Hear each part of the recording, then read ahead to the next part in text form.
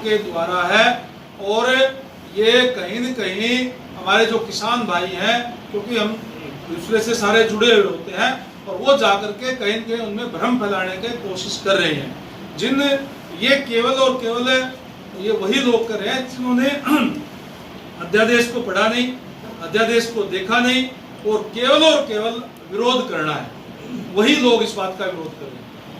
Bharatiya Janata party किसानों की मांग को लेकर के, किसानों के हितों को लेकर के गंभीर है।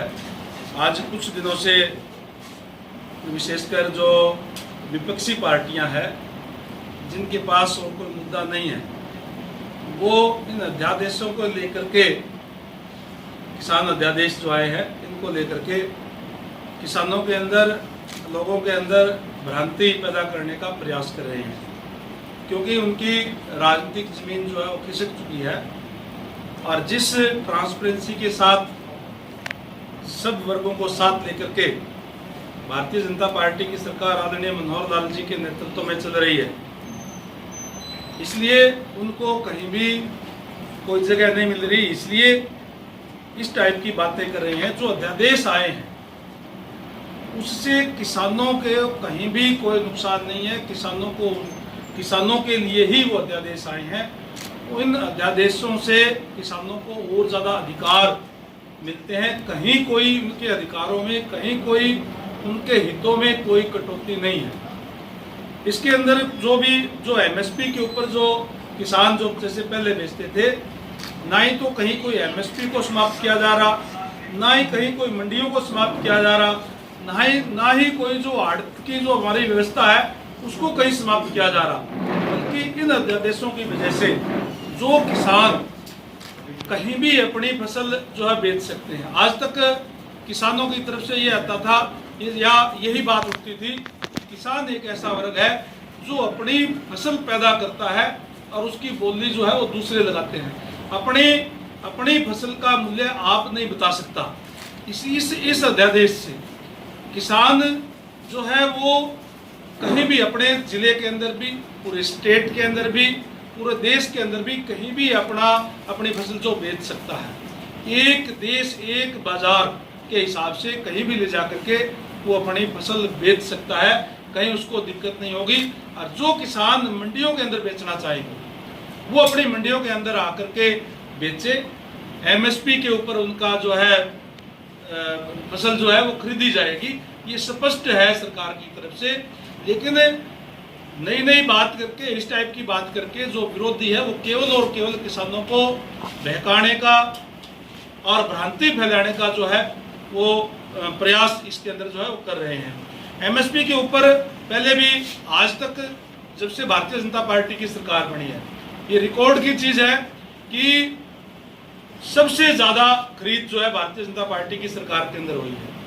अब ये कह देते हैं कि जो सबकी जो है वो फसल जो खरीदी नहीं गई, उसके लिए सरकार ने बाकायदा से पोर्टल पे अपलोड कराने के लिए मेरी फसल मेरे ब्यौरा के तहत जो भी किसान रजिस्ट्रेशन कराएंगे, बार बार बताया भी गया है, पंचायतों के माध्यम से भी, मीडिया के माध्यम से भी, कृषि अधिकारियों ने भी, सबने जाकर के बताया कि आप अपनी फसल का रजिस्ट्रेशन करा लें।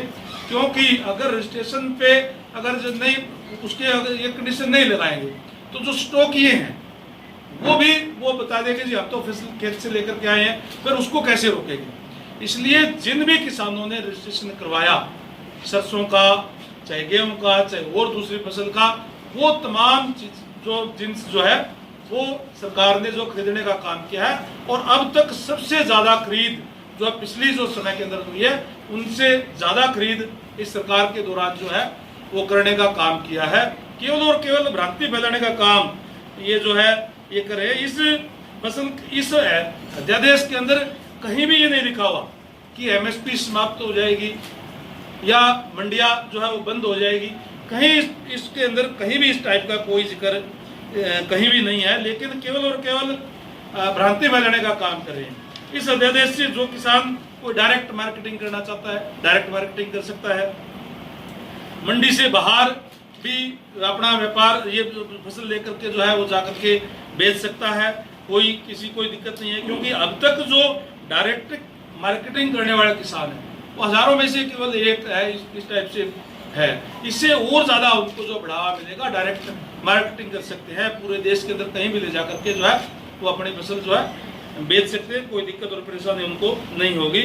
इसके अंदर सारे के सारे विकल्प जो है वो खुले हैं, खुद अपनी फसल बेच ले, किसान का समूह बना के एसपी बना करके वो फसल जो है बेच सकते हैं, समूह बना करके वो खरीद सकते हैं, आके बेच सकते हैं, दूसरी जगह पे ले जा करके भी, दूसरे स्टेट के अंदर भी, दूसरे जिले के अंदर भी ले जा करके जो है वो फसल बेच सकते हैं, उसकी कोई रोक टोक नहीं होगी।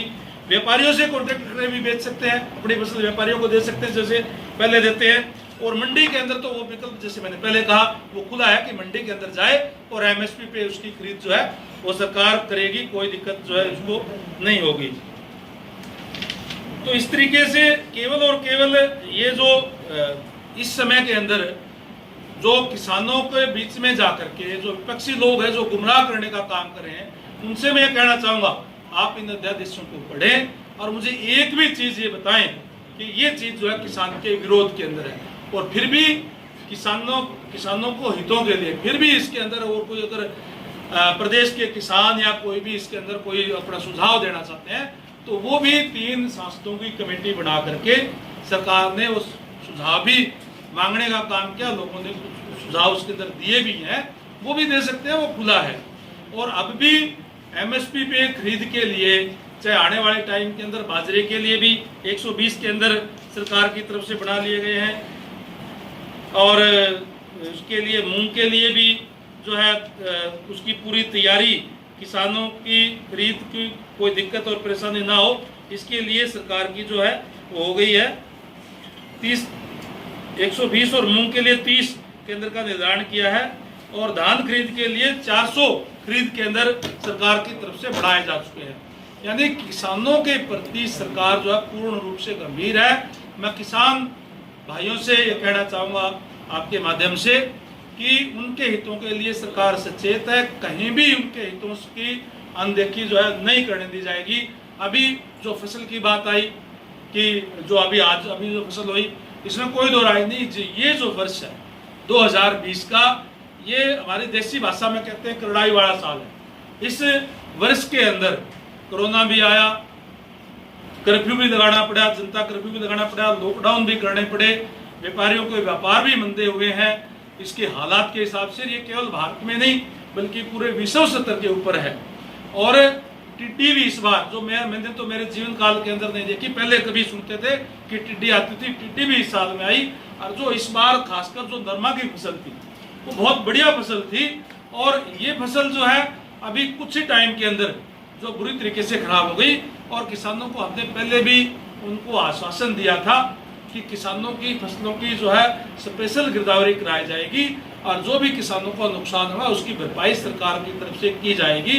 जिन किसानों का बीमा है उनको बीमे के अधिकारी, कृषि अधिकारी मौके पर जा करके उनका मुआयना करके और जो भी नुकसान हुआ होगा उसको बीमे से दिलाएंगे।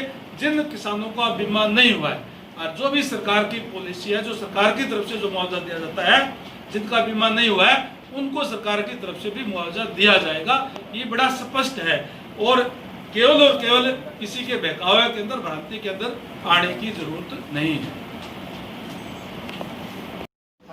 में ढिलाई कर रहे हैं अधिकारी, कहीं पेड़ हैं, कहीं खंबे हैं, तो उसमें कुछ ऐसे डायरेक्शन सरकार को कोई इस टाइप की बात सामने आएगी तो कह देंगे, कोई दिक्कत नहीं, करवा लेंगे, ठीक, कोई दिक्कत नहीं। अब वो लोग विरोध कर रहे हैं, कांग्रेस के लोग, जिनके राज के अंदर 2 रुपए 5 रुपए के चेक जो मुआवजा के तौर पर आए।